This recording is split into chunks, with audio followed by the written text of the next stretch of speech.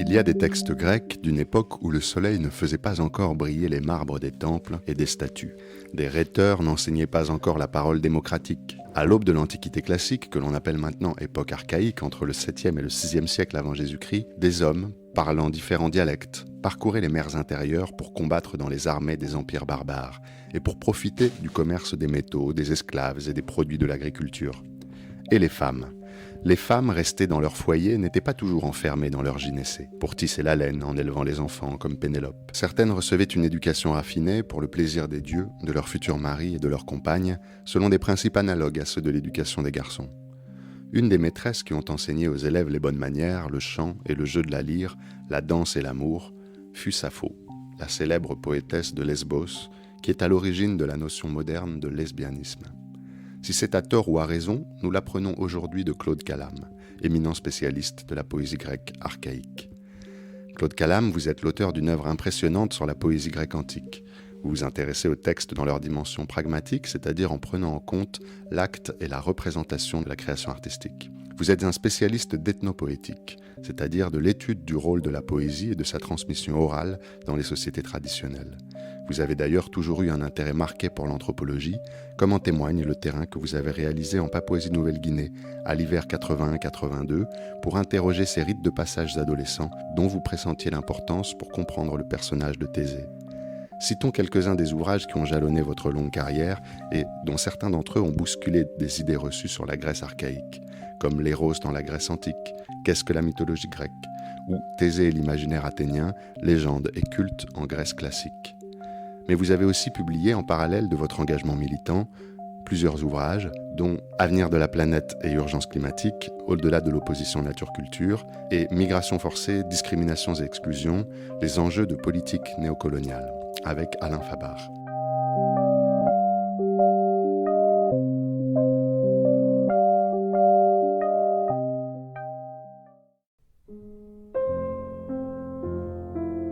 Les humanités dans le texte, un podcast de l'École normale supérieure et de l'Université Paris Sciences et Lettres.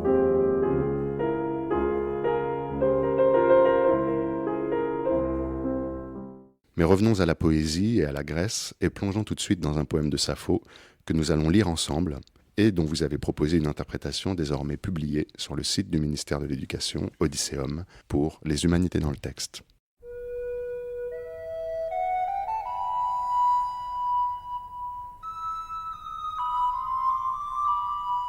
Ation de me eois agesto, potnia hera, sa cariesa heocta, tan aratan atreidai, poesant hoi basilees.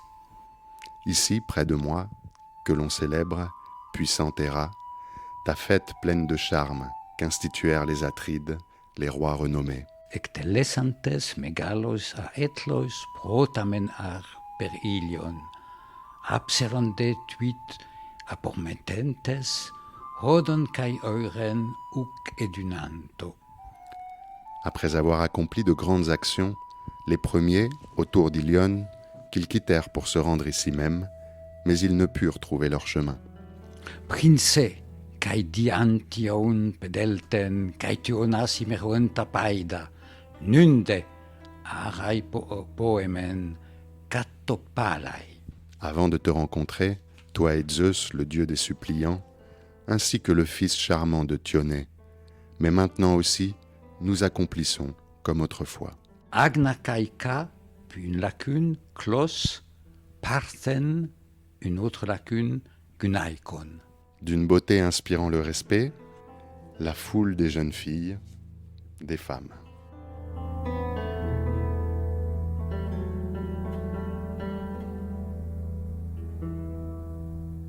Alors il n'est pas facile de déchiffrer le sens de ce texte, même quand on a lu au fil de l'eau la traduction française. Est-ce que vous pouvez nous aider, Claude Calame, à l'interpréter ? Un texte qui est écrit en dialecte éolien, selon un rythme marqué pour nous par la métrique, qui lui aussi est dit éolien. Ce qui suppose en tout cas une connaissance de la langue, mais non seulement une connaissance de la langue, aussi un travail philologique pour l'établissement du texte et un texte dont il faut être conscient qu'il correspond à un chant. D'accord. Alors dans le dossier Odysseum que vous consacrez à Sappho en performance musicale et chorale, vous expliquez qu'il s'agit là de strophes saphiques, se caractérisant par un rythme éolien dont vous avez déjà parlé.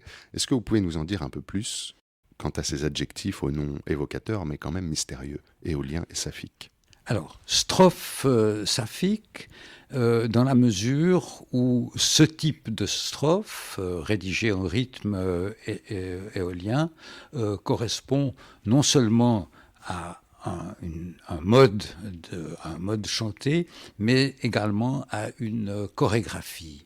Cet aspect chanté, cet aspect musical, cet aspect chorégraphique auquel nous renvoie cette notion de strophe saphique, nous renvoie à la question de ce que nous désignons par poésie lyrique. C'est une désignation trompeuse dans la mesure où on reprend avec lyrique le concept de la poésie, enfin le concept romantique d'une poésie qui serait l'expression des sentiments et des sentiments intimes du poète lui-même, de l'auteur lui-même. Alors qu'il convient ici de revenir dans la mesure du possible à la catégorie indigène, et la catégorie qui correspond à peu près à ce que nous entendons par poésie lyrique et par poésie lyrique grecque, c'est celle du mélos. Et ce terme de mélos, c'est Platon lui-même dans la République, qui en donne une définition qu'il reprend d'ailleurs un musicologue du 5e siècle qui s'appelle Damon d'Athènes, en montrant bien que le mélos inclut le logos, c'est-à-dire la parole, en l'occurrence évidemment la parole chantée, la harmonia, c'est-à-dire une mélodie en général produite sur la lyre, et puis le rhythmos, le rythme, pour nous, qui correspond à la métrique et qui nous renvoie, comme je l'ai dit tout à l'heure, à une chorégraphie. Donc, une poésie dansée au général par un groupe choral sur l'accompagnement musical et sur l'accompagnement musical de la lyre, ce qui a donné en grec, mais à l'époque alexandrine et ensuite naturellement à Rome, je pense à Horace, la désignation de lyrique. Mais on entendait lyrique comme la poésie qui était accompagnée sur la lyre et les poètes lyriques comme les poètes qui s'accompagnaient simplement de la lyre. Et concernant la partie dansée, est-ce qu'on a des moyens d'imaginer à quoi ressemblaient ces chorégraphies ? Là, c'est une question un peu embarrassante dans la mesure où nous sommes réduits à l'observation de l'iconographie. Et dans l'iconographie, nous avons naturellement des représentations, elles sont peu nombreuses, de groupes choraux masculins et de groupes choraux féminins, mais il est extrêmement difficile d'interpréter le pas de danse qui est indiqué par le peintre. La question reste assortie d'un gros point d'interrogation. Mais ces poèmes ne se contentaient pas d'être chantés et dansés, ils faisaient aussi partie intégrante d'un rituel, en l'occurrence ici consacré à la déesse Héra. Sait-on en quoi consistait ce rituel et a-t-on d'autres exemples de poésie rituelle pour d'autres dieux ? Alors, Héra, très certainement, mais comme vous l'avez vu, est mentionnée ici, elles sont invoquées ici, non seulement Héra, mais aussi Zeus et Dionysos. Donc il s'agit d'un chant rituel. Les dieux sont invoqués ici exactement comme dans les formes hymniques, où l'on invoque la divinité en évoquant l'une de ses qualités, la qualité dans laquelle en général on espère qu'elle intervienne, mais aussi on indique des éléments de généalogie. Et ici, en particulier, cette triade, Héra, Dionysos et Zeus nous est connu par deux poèmes d'Alcée, et l'on sait, si je me rappelle bien, par l'intermédiaire de Pausanias, que cette triade divine était honorée dans un sanctuaire qui se trouvait au centre de l'île de Lesbos, le sanctuaire de Messone, dont on a retrouvé quelques restes par la voie archéologique. Dans votre ouvrage « Qu'est-ce que la mythologie grecque ?» paru en 2015, vous dites « Raconter un mythe, c'est avoir recours à une forme poétique pour avoir des effets d'ordre esthétique, émotionnel, politique et moral sur un public particulier dans des circonstances d'énonciation précises. Plus qu'à une analyse structurale des mythes, vous semblez opter pour une analyse pragmatique de ces derniers, valorisant le contexte autour de leur énonciation. N'est-ce pas une gageure étant donné le caractère presque inaccessible de ce contexte ? Alors, je dois dire que j'ai été profondément influencé par Lévi-Strauss, par les principes de son analyse structurale, et son analyse structurale en particulier des mythes, mais j'ai toujours eu des réticences quant à cette méthode qui postule la clôture du texte et donc la clôture du sens. Et en me référant à Lévi-Strauss lui-même, je pense à un article très développé qu'il a republié dans Anthropologie structurale 2, qui s'appelle « La geste d'Astival », où il tient compte du contexte dans lequel les différentes versions de cette geste d'Astival étaient chantées. Et pour en revenir à la méthode structurale, du point de vue de l'analyse du mythe lui-même, c'est surtout du côté de la narratologie que j'ai été chercher mes outils d'analyse, mais par le biais de la narratologie et par le biais de ces analyses d'ordre narratologique, je me suis aperçu que quant au schéma narratif qu'on avait identifié dans les années 60-70, notamment par l'intermédiaire des travaux de Greimas, je me suis aperçu que la phase de sanction, c'est-à-dire la phase terminale du récit, elle correspondait en fait avec le rituel. Alors ce poème, il est attribué à Sappho, il est écrit à la première personne, mais faut-il voir derrière ce jeu Sappho elle-même ? Vous posez la question controversée, s'il en est, qui est celle du jeu lyrique. Il faut savoir que, sans aller aussi loin que Barthes, qui en 68 ou 69, je crois, a déclaré la mort de l'auteur, ce qui est certain, c'est que ce jeu lyrique ne correspond pas, ou ne correspond pas en tout cas directement à la personne qu'on appellerait l'auteur. Et puis, ce qui a été déterminant aussi pour moi, ce sont les réflexions de Foucault sur le sujet de discours. Ce sujet du discours qui est reconnu dans un champ discursif particulier, qui ne correspond que de manière indirecte à la personne biographique de l'auteur, et ce sujet de discours qui s'exprime de manière énonciative à travers son discours. De là l'idée de la fonction auteur, et en ce qui concerne Sappho, quant à sa fonction auteur, je dirais qu'elle apparaît, ces poèmes eux-mêmes, me semble-t-il, comme chorège, et probablement comme chorège d'un groupe choral de jeunes filles.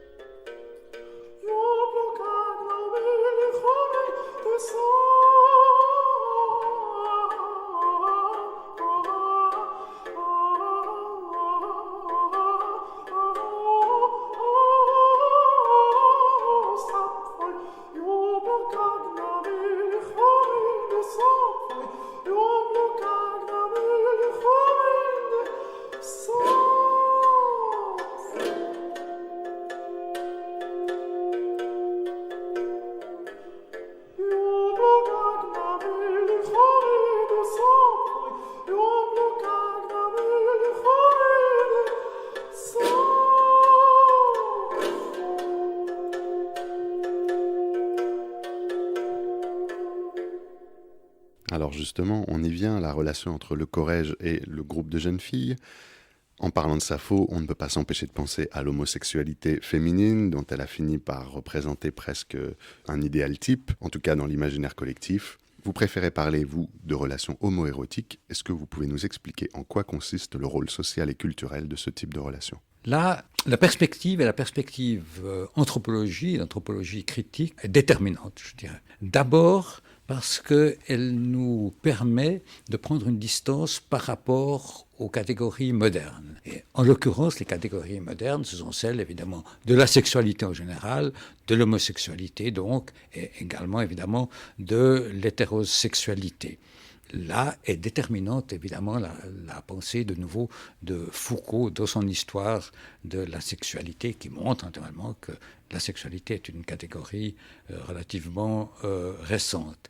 Et j'aimerais prendre, de ce point de vue-là, l'exemple du chant 1 dans l'édition alexandrine et donc aux éditions modernes de Sappho, qu'on a dénommé l'hymne Aphrodite. Et Aphrodite, la déesse, dans le discours direct que Sappho elle-même met dans sa bouche, interroge Sappho elle-même en disant « Quelle est donc celle que de nouveau tu supplies la persuasive, c'est-à-dire moi-même, Aphrodite, d'amener vers ton amour, qui, ma Sappho, t'a fait injure, parle, si elle te fuit, bientôt elle courra auprès de toi, si elle refuse tes présents, elle t'en offrira elle-même, si elle ne t'aime pas, elle t'aimera bientôt, qu'elle le veuille ou non. » Et ce qui m'a intéressé ici, c'est cette espèce de décalage en ce qui concerne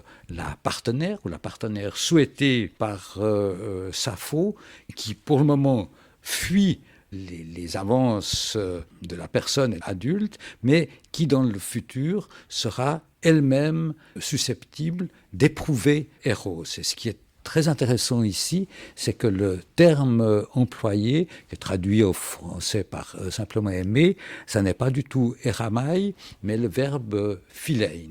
Ce terme, ce concept de philia implique la réciprocité, ici, du point de vue amoureux. Mais cette réciprocité, la jeune fille à laquelle Sappho s'adresse par l'intermédiaire de la voix de l'adresse, elle sera susceptible de l'éprouver uniquement dans le futur. Et l'une des fonctions des poèmes de Sappho en performance, pour les jeunes filles de son cercle, c'est précisément de les amener à éprouver à leur tour les effets d'Eros. Et alors, comment se distingue l'Eros de la Philia ? Est-ce que vous pouvez nous expliquer les différences entre ces deux formes d'amour ? Alors, pour Eros, je vous donne ici la traduction de 2 vers de Sappho, malheureusement isolés, on ne connaît pas le poème qui constituait le contexte, c'est le fragment 130. « Voici que de nouveau, Eros, qui laisse rompre les membres, me secoue, l'être insinuant, doux amer, impossible à piéger. » Alors, d'une part, la qualification d'Eros ici est intéressante dans la mesure où elle correspond à des termes qu'on retrouve dans d'autres poèmes, ce qui montre que, notamment dans la poésie médique érotique, on avait affaire à une langue qui était une langue en partie formulaire, et c'est sur la base de cette formularité que les poèmes étaient recréés. C'est la première remarque, mais surtout, un fragment nous montre que ce que nous appelons l'amour était conçu comme une puissance, une force qui était en général éveillée par la beauté de la personne dont on était amoureux. Et puis le troisième est Eros est naturellement conçu comme un parèdre d'Aphrodite. C'est des fois Aphrodite qui intervient elle-même pour susciter cette force qui passait pour les poètes grecs, en particulier par le regard comme une puissance émanant du regard de la personne aimée, d'une part. Et puis, troisième remarque, c'est que ce poème est introduit par une locution « voici que de nouveau ». DUT en grec, qui exprime la récurrence de ce sentiment qui était cultivé, qui était même suscité par le poème lui-même. De même que la relation homoérotique était suscitée par la récitation même du poème. Quant à la philia, je vais me référer ici à la manière dont on indique l'union que nous appellerions l'union sexuelle, par exemple l'union de Zeus et d'Héra, qui termine la fameuse scène chantée dans le chant 14 de l'Iliade. C'est philotès. Et l'expression, c'est en philoteti migenai, ce qui exprime un amour, mais un amour réciproque, et ce qui exprime surtout la réciprocité, et la réciprocité de la relation, et de la relation érotique dans sa réalisation, pour nous, sexuelle. Alors, dans le dossier que vous consacrez à ce poème qu'on peut retrouver dès maintenant sur Odysseum, vous vous interrogez sur la dimension initiatique des rites qui pourraient accompagner le passage à la nubilité des jeunes filles. Est-ce que vous pouvez nous en dire plus sur cette lecture anthropologique des poèmes de Sappho ? Alors, ce qui m'a interrogé dans les poèmes de Sappho, mais j'ai commencé avec les Parthénées d'Alcman, qui sont des poèmes choraux composés pour des chœurs, des groupes choraux de jeunes filles dans la Sparte du 7e siècle, donc exactement à la même époque que Sappho et Alcée, par un poète qui s'appelle Alcman. Et il est évidemment particulièrement frappant de voir ces récitations destinées à des jeunes filles dans la Sparte de l'époque archaïque. Et ce qui est intéressant dans ces chants, c'est que ces jeunes filles chantent pour leur corrège les sentiments amoureux que la beauté de cette corrège qu'elles sont en train de chanter, évoque pour elles-mêmes. Et puis, quelle était la fonction, et la fonction à la fois culturelle et sociale du chant de ces poèmes érotiques. Et là, je me suis dit, oui, il y a une fonction éducatrice, mais on est dans un cadre rituel, et ne faudrait-il pas parler plutôt d'initiation, et en particulier d'initiation tribale, puisque ces chants sont destinés de part et d'autre à des adolescents ou à des adolescentes, en ce qui concerne Alcman et naturellement Sappho.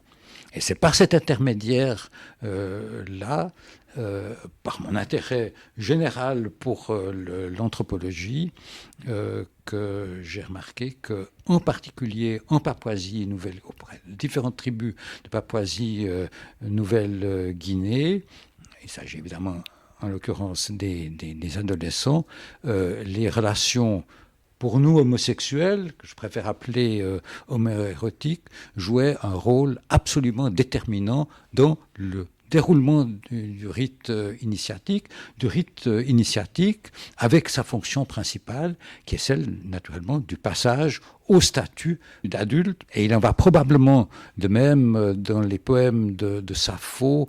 Ça, on le voit quand elle évoque, par exemple, dans le fragment 16, qui est un fragment où elle prend l'exemple d'Hélène, où elle s'adresse à une jeune fille qu'elle a aimée, qui s'appelle Anactoria. La récitation de ces poèmes avait une fonction non seulement d'éducation, mais une fonction initiatique dans la mesure où elle permettait aux jeunes filles de parvenir à la maturité, également sexuelle de l'adulte. Le but pour ces jeunes filles, c'est naturellement le mariage.